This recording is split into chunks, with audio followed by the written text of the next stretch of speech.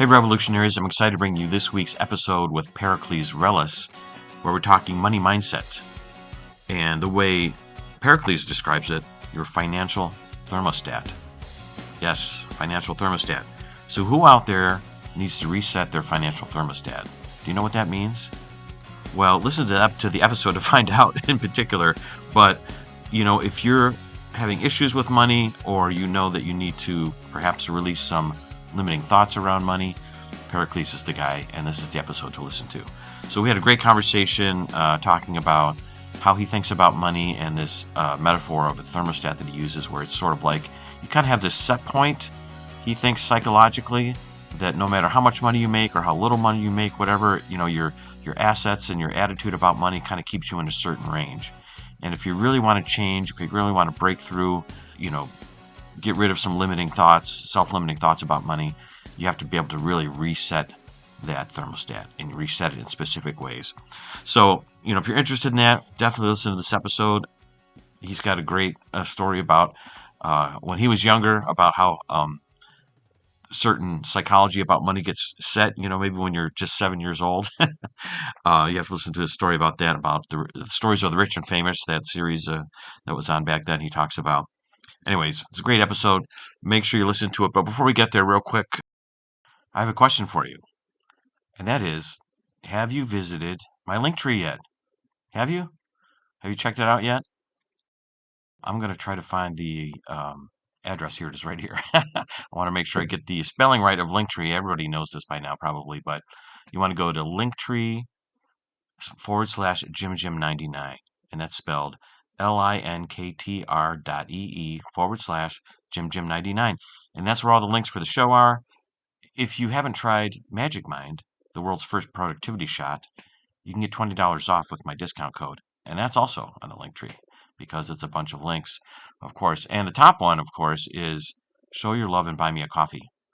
Have you clicked on that one yet?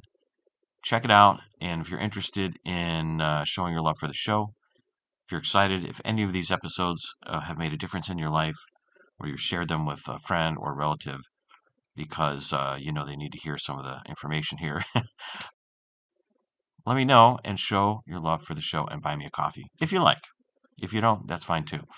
But that link is there, and that's a Ko-Fi link, and that is Ko-Fi, so ko-fi.com/JimJim99 if you want to go directly to Ko-Fi.com. And if you haven't seen me with a tiger from Thailand and we're growling at each other, yelling at each other, looks like we're having an argument, that's the first picture at the top of the Ko-Fi page. So if you haven't seen that picture, it's kind of a fun one that I put on there. But in order to see it, you got to go to Ko-Fi.com or go to my Linktree.com first, and you can find the link there easily. Anyways, go check it out, and I'm going to put this latest episode of Pericles there as well as the featured episode. So I'll get to that in a second here. But I just wanted to remind you to so that you know where to go, okay? All right. But right now, let's get to Pericles' episode. Here we go. Welcome to Jim Jim's Reinvention Revolution podcast, the show that explores reinvention in the digital age as it relates to career, creativity, and technology. Stay tuned for interviews with professionals, entrepreneurs, and creatives that have reimagined success and are making a pivot. If you'd like to listen to the entire back catalog, visit JimJim'sReinventionRevolution.com for instant access. And now, here's your host, Jim Jim. Yeah, I'm just putting record on, so we're not officially starting yet, but I just don't want to forget to turn on the recorder. That would be That'd be awesome. We get an hour in and we're like, wow, this is great, and we forgot to hit record. Hey everybody, hey, this is Jim Jim. Welcome to episode 115 of Jim Jim's Reinvention Revolution podcast. I'm here today with Pericles Rellas. Hopefully I said that right. You'll let me know here in a second. And we're talking money mindset, two of my favorite topics. So Pericles, welcome to the Reinvention Revolution. Jim, thank you for having me. I really appreciate it. You got the first one right. Last one's Rellas, but no worries. Rellas. Okay. It happens all the time. Okay, sorry. I should have asked you beforehand.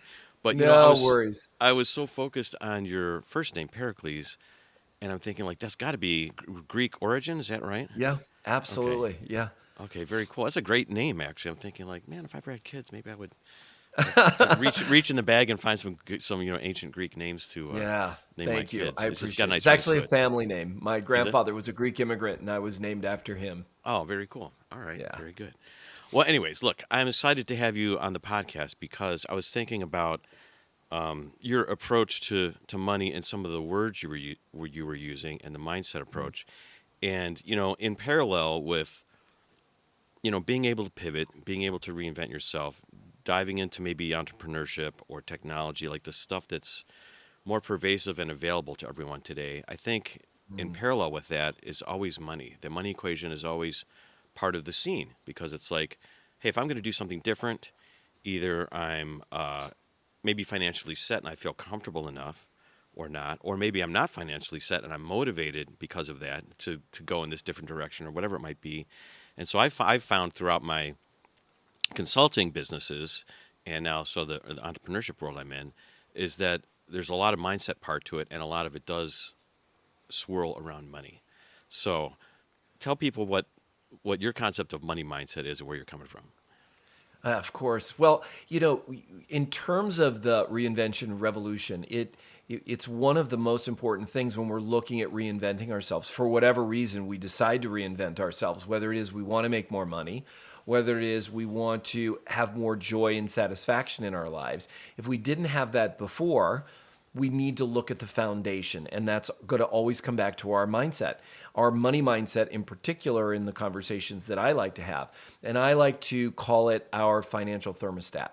And our financial thermostats actually determine how much money we can earn, how much money we can keep, as well as our thoughts, feelings, and emotions around money. So when we reset our financial thermostat, we can earn more, we can keep more, and we can start having a better emotional response, better emotional reactions and experience when it comes to money. In other words, we can actually start experiencing joy, satisfaction, and fulfillment.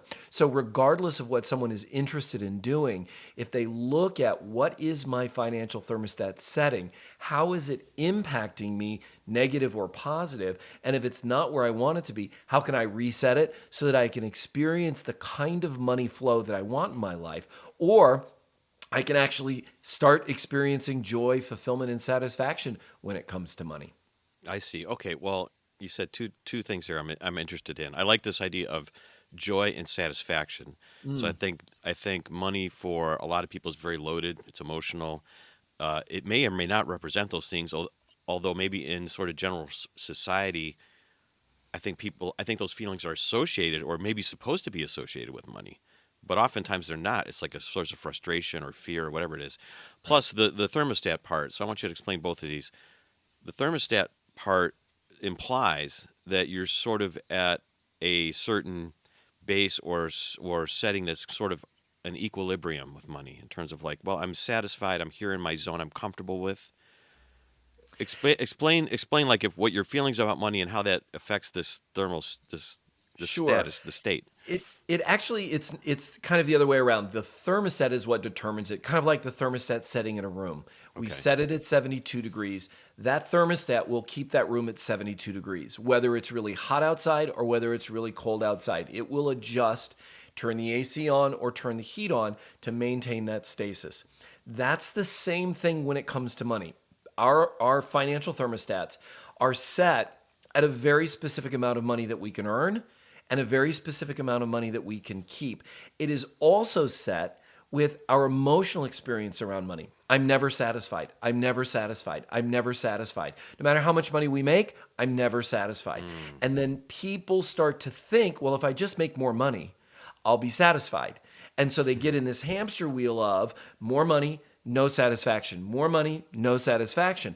And they don't realize it's because their financial thermostat setting is, I'll never be satisfied with money. So once we notice that, we can then reset it so that regardless of how much money you have, you'll be able to feel or experience being satisfied.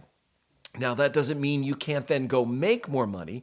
It just means you'll have the thing that you always thought money would provide you, that satisfaction. Whoa, money has nothing to do with it. I've worked with people who are billionaires, on the list, Forbes list billionaires.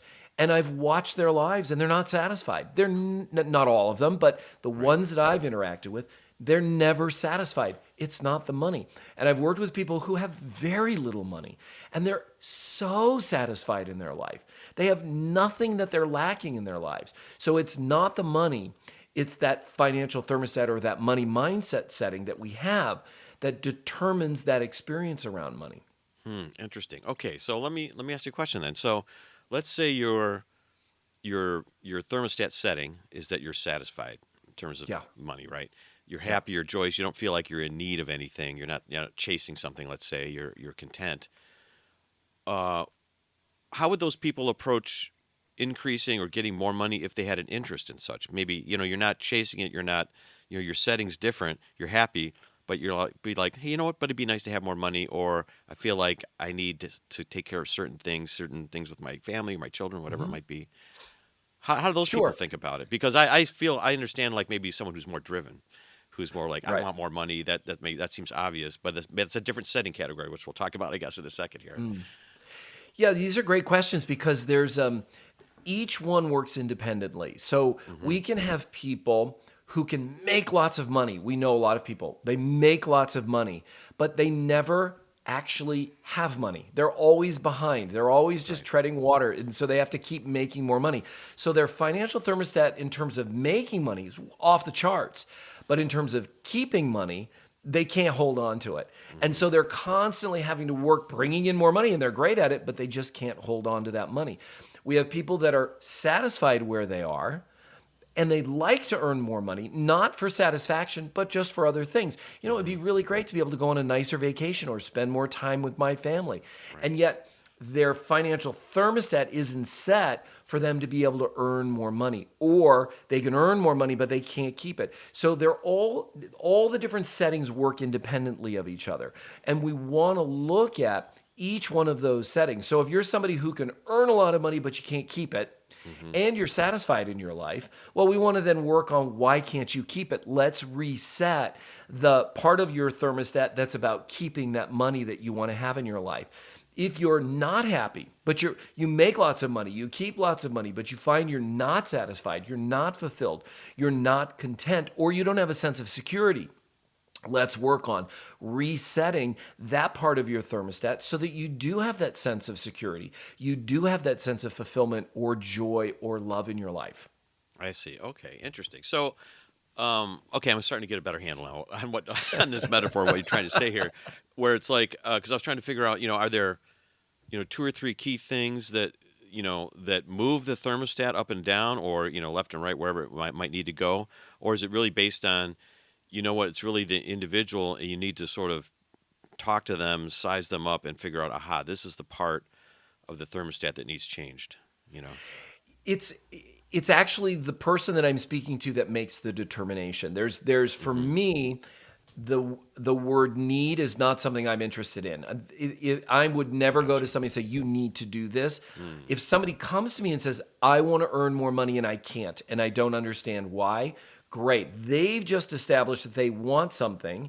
And then for me to satisfy that want, here are the actions that you'll need to take. But if you're happy in your life, if you're not worried about it, not thinking about it, there's nothing you need to do. Just continue doing your life. But yes, what we'll do is first and foremost is look at, well, what is your current financial thermostat setting? And this is the really easy part to determine. Just look around. How is life going for you right now around money? Are you earning the kind of money that you want? Are you saving or keeping the kind of money that you want to keep? And when you think about money, when you interact with money, are you satisfied? Are you joyful? Are you happy? Are you content in your life? Or are you constantly in that hamster wheel of, if I just make X number of money, I'll be happy, or I'll find love, or I'll whatever that may be. Right. And then once we determine that, then we can look at what are the next action steps to reset that financial thermostat. And I can take you into some of the things that we do, if you'd like, to determine what's causing or impacting, especially when it comes to earning money and keeping money, and what we can do to change that, if you'd like. Yeah, well, I'd like to have kind of a framework of how you would work with someone. And by the way, we should probably just, give people out there an overview of, which I do in the intro to the podcast, so people will hear that anyways, of what your business is or how you help people, or what your framework is in terms of like, hey, this is what I do. Sure. So I work with people in two ways. One is I have a free masterclass on my website. Anybody can sign up for it. You can watch it. It's the 4 keys to resetting your financial thermostat. And by doing just that masterclass, people will have all the tools they need to start them on the path of resetting their financial thermostat and creating a healthy relationship with money and then ultimately with themselves. Because what I find is when people start making those shifts, suddenly their relationship with themselves and then their relationship with life and other people start to get better and better. And then the second way I work with people is if they're interested in taking it to the next level. So there's somebody, let's say they're excited about a certain sport and they go out and they take a free class or something like that. I go, wow, I really love this. I want to go to the next level. Then they hire a coach. At the end of the master class, there is a link where they can then proceed and take my 8-week program. And that 8-week program is an online program which includes a group call with me on a regular basis where they can take a deep dive into resetting their financial thermostats. I see. I got it. Okay, great. All right. So that's the framework. I just didn't want people to miss that and not know that about you. Thank you. So how would you? So tell me a little bit about that framework. Like you said, there's a few key things that helps people really shift their mind or change or informs them or gets them open or ready to change. That's how I think about it a lot. Like you need to be primed somehow in your mind or in your life or ready to accept working with someone, right? Yeah, and that is really the threshold for anyone who wants to. It's kind of like when you look at addiction, the first step to treating that addiction is acknowledging that there's a problem. And that's the same thing with money. So the first thing is there something that's not working or not working as well as you'd like it to in the area of money? And if that's the case, great. You can then start to take the next step. Now, the basics for me is, going back to when I was a kid, we never talked about money. It was off subject for me. We never asked people how much money they made. We never asked people what they thought about money, how to interact or use money, how to invest, none of that. We just never did that. So I grew up in that world of not really knowing money. And then, of course, everyone around me probably grew up the same way, but we all want to look like we know about money. We all want to look like we understand money and have money, when is the bottom line, we really don't. And so I want to shift that relationship to money so people start talking about it more openly. We take that taboo off of it so that people can really start to grow the wealth that they want to have. So the first thing is, what is money? This is the foundation of everything that I do. What is money? Well, it's a currency. And as a currency, it flows like any other current, like electricity or water or wind. Right. Now, there's a distinct way in which money flows, in that it flows in a circle. So it flows to us, through us, and away from us, and then back around to us, through us, and away from us. So it's this constant circle of flow of money. And then there's this reservoir on the side that we get to keep.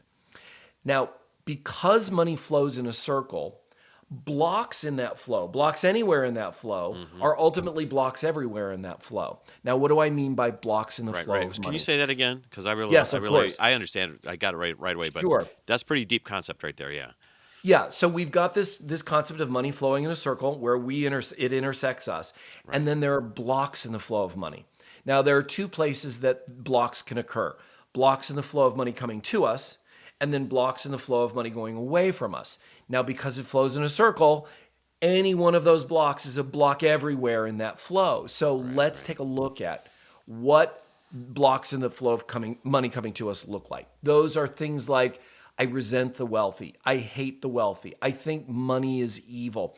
I hate my boss. I think that people that are successful are generally bad. Those are just some of the myriad of blocks that we can have in our mind around money. And they show up very, very quickly, and sometimes they're very subtle. A block in the flow of money can be, it's never going to happen for you. Oh, you're not smart enough. You're not pretty enough. You're not handsome enough. You're not educated enough. Those are all blocks in the flow of money coming to us. Blocks in the flow of money going away from us are things like, I hate to pay my bills on time. I never pay somebody what they want. I always try to negotiate it down. I want a cheaper price.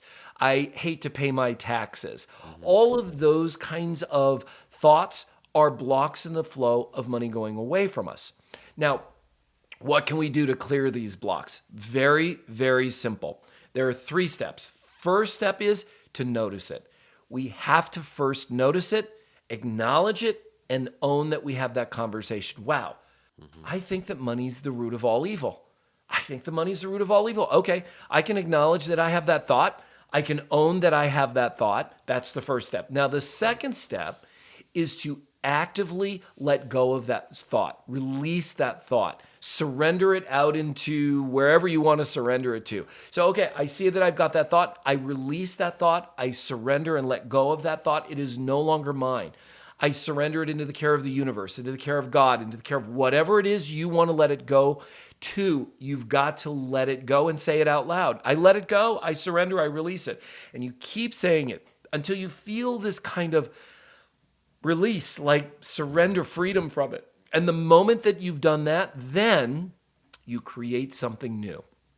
In that moment that you feel that release, that feeling of freedom from it, you then create something new. Money is my ally. Money is my ally to creating the kind of lifestyle that I want to have in my life. Money flows freely and abundantly to me every single day, and it provides me opportunities that I may not have without it. Something in that positive vein. And then you keep declaring that every time that thought comes up again. So there it is again. I release it, let it go, and this is what money is for me now. And by doing these 3 steps, what we're doing is we're rewiring our minds. We're rewiring or resetting that financial thermostat.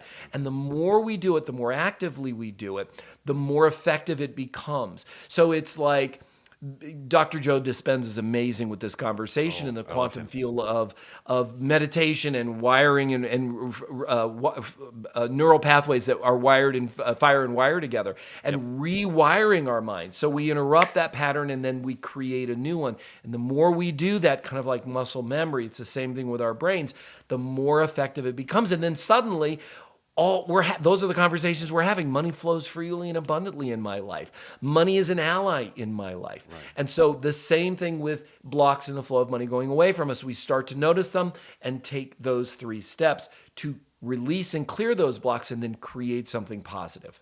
I was going to say that resonates with me because, when I was growing up, again, as sort of a family that we didn't talk about money. My parents didn't know too much about it, but were they very, very responsible. We weren't, broke or poor or anything, but we just didn't talk about it much. And so when I got into the corporate world, once I got out of college, I went to a very different environment than where I grew up in, because my parents are not business people, teachers and a nurse, sort of just common sort of folk, and it was a challenge to my mind of like, well, what does all this mean? Because now there's like massive amounts of money flowing around in the corporate world, doing, advanced technology development that I was in the heart of. And you're like talking about, projects worth millions of dollars and, billions of dollars in terms of supply chain of the, worldwide automotive industry. You're like, what is going on in this world, and you question it and you're like, cause I never, had that experience. So I kind of had to break through all those negative emotions associated with it, with money that I assumed about money, whatever you are coming from. But it really has an effect on your identity in a way. So in terms of like maybe your political thoughts or cultural thoughts or whatever, this is just, it sounds easy to try to just rewire your brain, but I know there's more to it. And this is why someone would, reach out and work with you. But, it's just like, I had to really break through that for myself, and I did kind of early in my career, which was cool, and that served me well. And I feel like now I'm kind of halfway through that, and now I'm actively working on the positive side or the money spending side. So I was good at saving, I've been good at investing, but now I have some money and whatever, and to continue the growth of my own mindset and my own money or place I want to get to, and I know this about myself, that I need to figure out how to spend money more easily.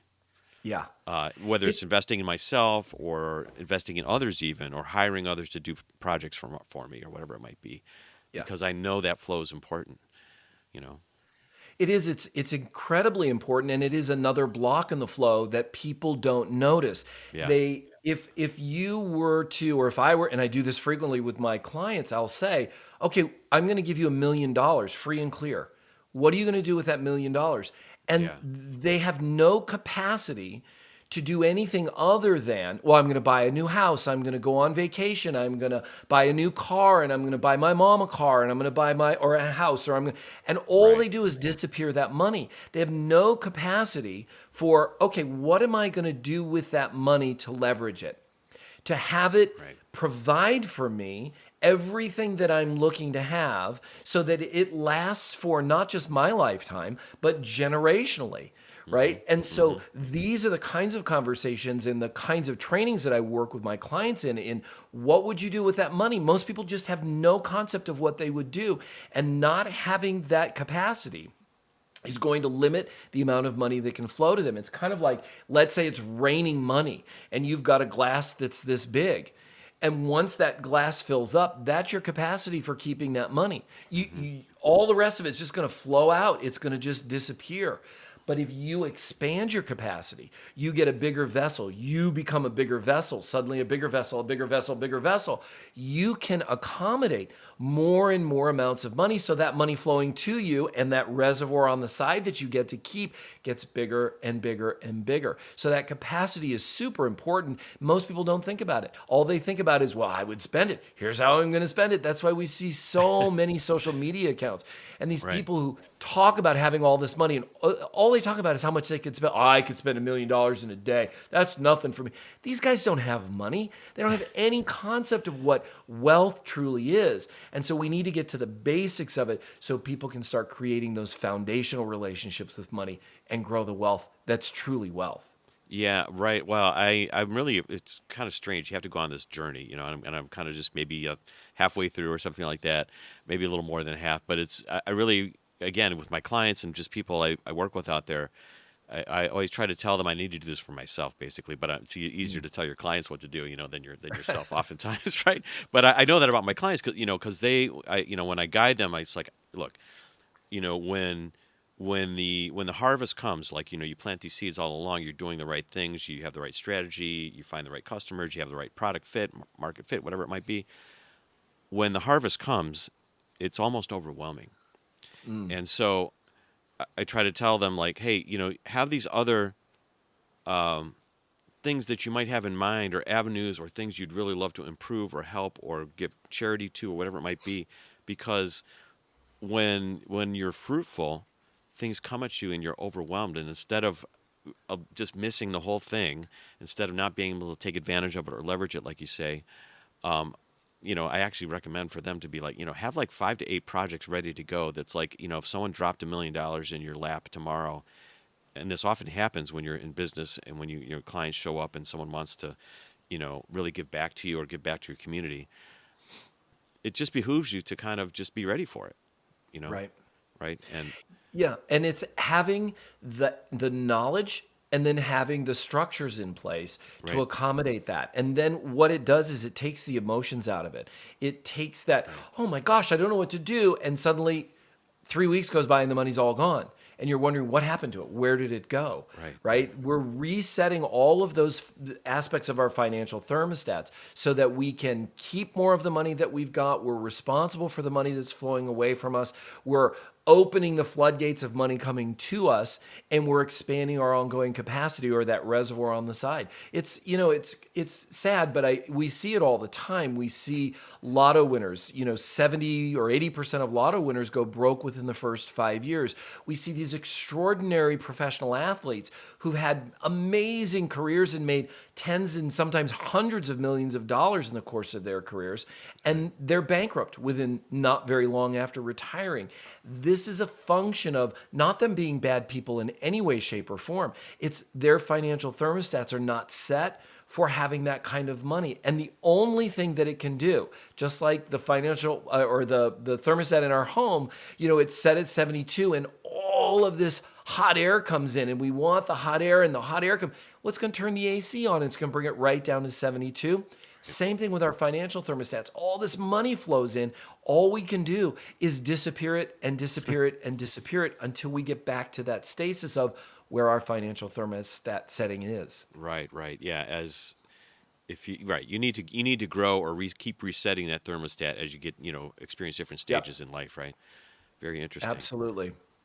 Well, Pericles, okay, so you obviously people know by now that you have this expertise. You have been doing this a long time. You have this experience, but I want to dig back into your younger years, okay, and figure out where did this come from? Where did this expertise come from? Where does your interest in it come from? Like you said, you didn't have a lot of money. You didn't speak about money a lot when you were growing up. Why did you get interested in it? Why are you interested in it?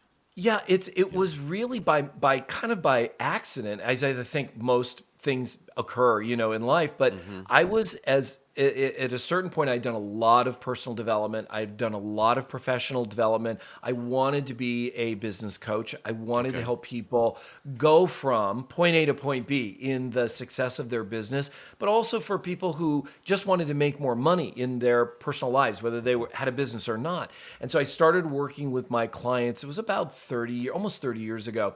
And, in the course of working with them over, I'd say 4 or 5 months, I started to notice this very weird pattern. No matter how much more money they were making, they were still in the same spot at the end of every month. So if somebody was making $5,000 more a month or $10,000 more a month or more, at the end of the month, they were still behind, or they were still just treading water, or they still were stressed, or they just didn't have the sense of fulfillment or happiness or joy. And it was across the board with everyone. They all were in the same situation, but they were making a lot more money. And I was like, there's something going on here. There has to be something more happening here, that every single person I'm working with is having the same experience. And so I started to really look at it. I started to ask different questions of my clients as we were working together. I started to explore it and doing research myself around money, around the distinctions of money.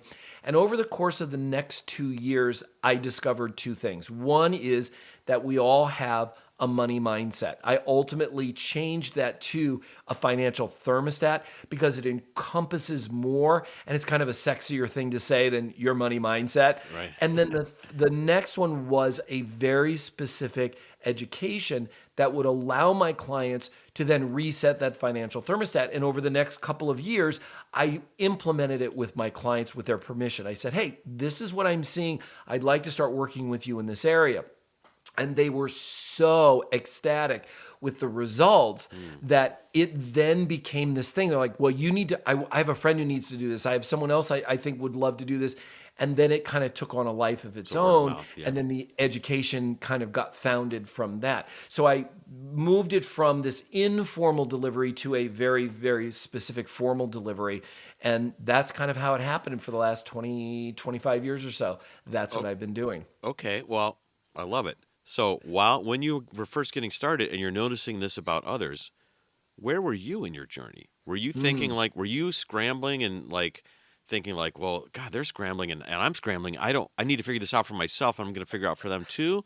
Or were you just totally comfortable and just, having good revenue from your clients, but you just were just concerned that's this is a weird problem I want to solve? Or early on, you're not the guy, 30 years ago, you're not the same guy, right? No, So, definitely not. And I was dealing right, with my own financial thermostat setting and the limitations and right. blocks around money. All of those things were showing up for me. So I was actually going through my own education as I was developing it. And I think one of the coolest things that I remember distinguishing was when I was, I don't know, maybe 6 or 7 years old. I remember sitting at home, I'm going to date myself now, watching the show with my family called Lifestyles of the Rich and Famous, and how their lives were horrible. I mean, that wasn't what they said, but it's Lifestyles of the Rich and Probably, Famous, but yeah. the tagline should have been how their lives were horrible. And I remember watching this one particular episode with my family, and it was like this family that had all this money, and they hated each other, and their lives fell apart and all of this. And my mom at the end of the episode said, without any venom, without any ulterior motive, she just said, I never want to have that kind of money, because when you do, you'll lose your whole family. In that moment, that 6-year-old boy put this mindset in of, don't make too much money, you'll lose your family. I love my family. I didn't want to lose my family. Right. And that in the background, it wasn't like I said, oh, well, don't earn too much money because you'll lose your family. That's not how these things work. They just get placed in there. It's like the operating system of a computer. We don't think about it. It's just there, and it's where the limitations are. And as I was doing this work with my clients, I kept bumping up against, why can't I get to another level of my income? Why can't I break through that glass ceiling? And then boom, that showed up for me.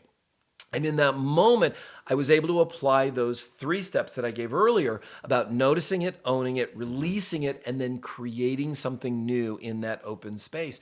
And from that moment on, I was able to increase my own personal income. And then clearing blocks in other areas allowed me to earn more, allowed me to save more, allowed me to have more satisfaction and joy in my life, in every area of my life. And so it really, anyone who doesn't apply it to themselves is not a good coach. Any coach who thinks they've arrived is not going to be a good coach. Just my opinion. We are always expanding or we're contracting. We've never arrived. It's one of the amazing things about Zen masters or great Buddhist monks. They realize that they're always going to be on this journey. They're on the journey themselves, and I'm on the journey myself as well. I'm always looking for different ways to expand my own capacity around money, around my relationships, around my life in general. Right. Well, wise words, and I feel the same way. I'm just on this journey trying to figure it out for myself, and if I can figure out some things and share it with others, that makes me feel good, and gets me better at those things I need to work on. But also, I wanted just to point out again, this is sort of a parallel thing to some of the things I usually talk about on the podcast, but it's all connected. So it reminds me of emotions. So when you're, when you're not. If you don't feel like you can feel hate because you think hate is bad, you push that feeling down, you're probably pushing down the whole rest of the spectrum of all your other feelings. Because feelings don't work like that. Either you can feel, if you feel strong love, you're going to feel strong hate. It's either a large dynamic range or a small dynamic range. And it's the same thing with money, like you're saying. It's like, if you figure out this money thing, you're going to figure out all these other side benefits and all the other emotions and interests and motivations you might have in life. You're kind of just focusing directly on money, but it carries over into other areas of your life.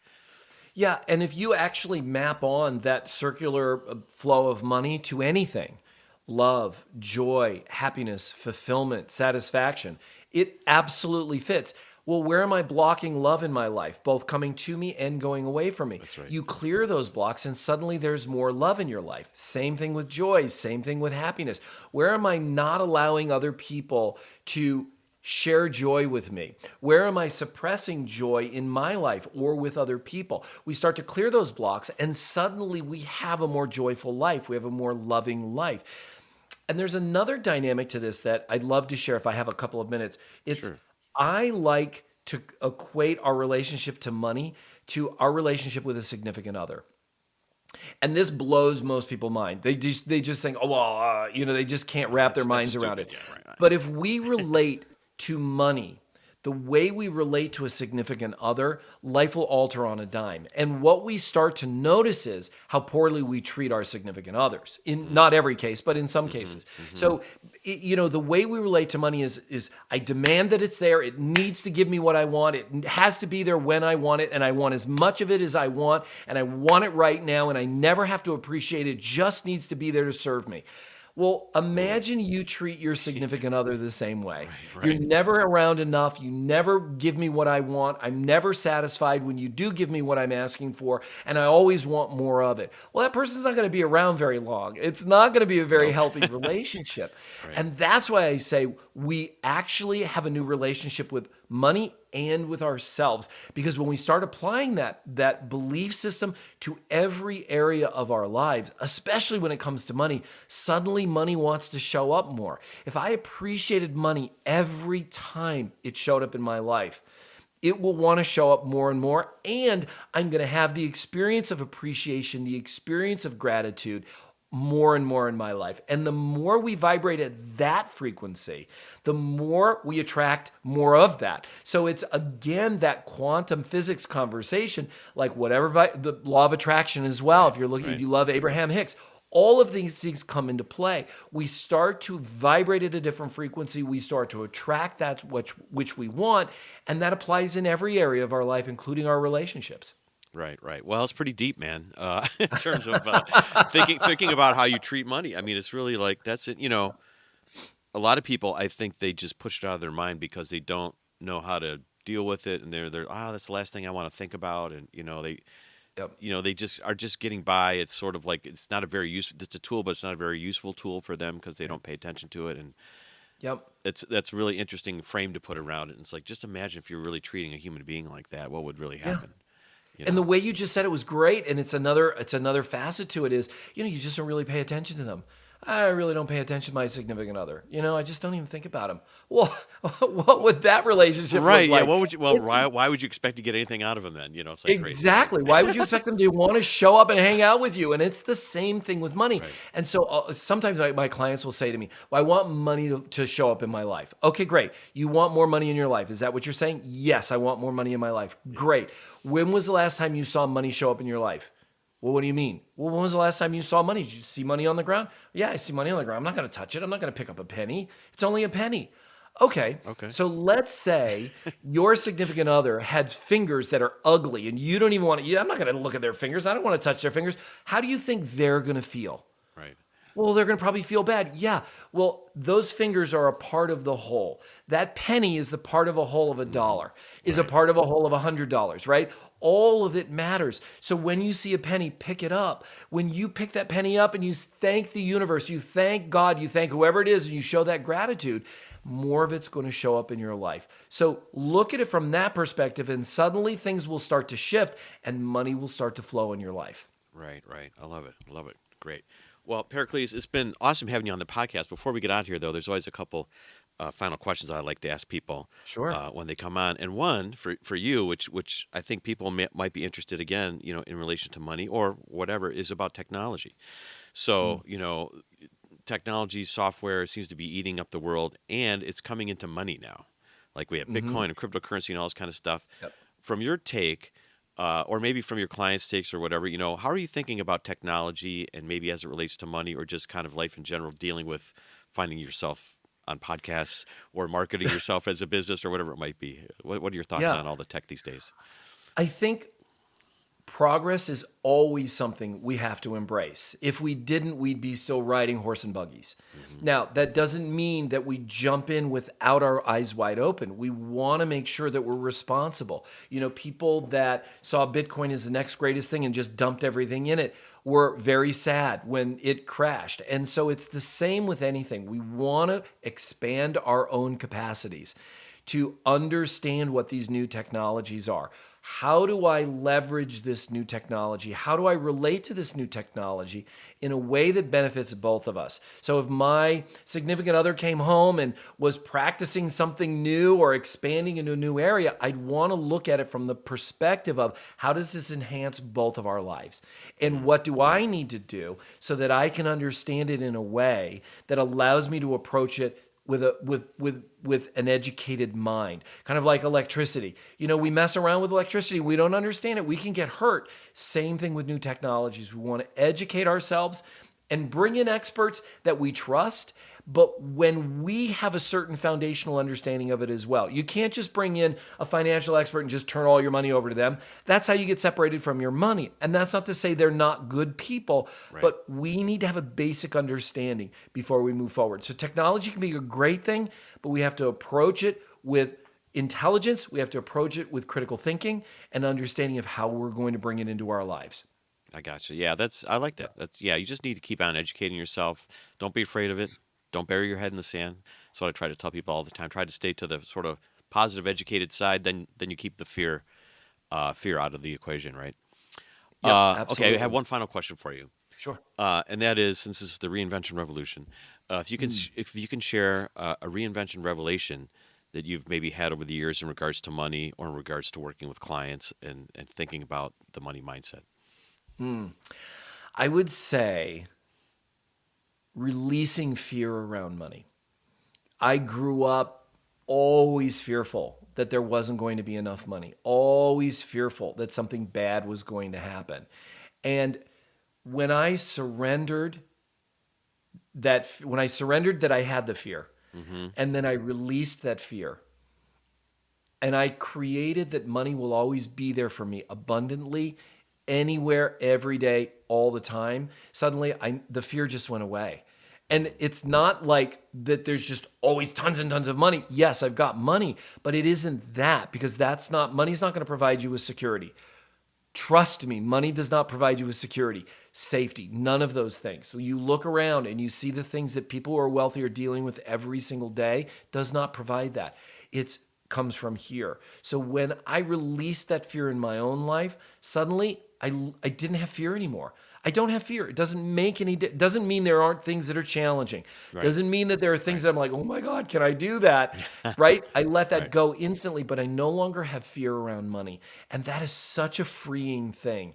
It allows me to experience life differently. So if you have fear around money, look at surrendering that fear and letting go of it and creating something in its place. I agree. I love that. It's great. Yeah, when you don't have anything to lose, like your fear is gone, it just gives you a lot of power, and you just walk through life a little bit differently, So, Yep.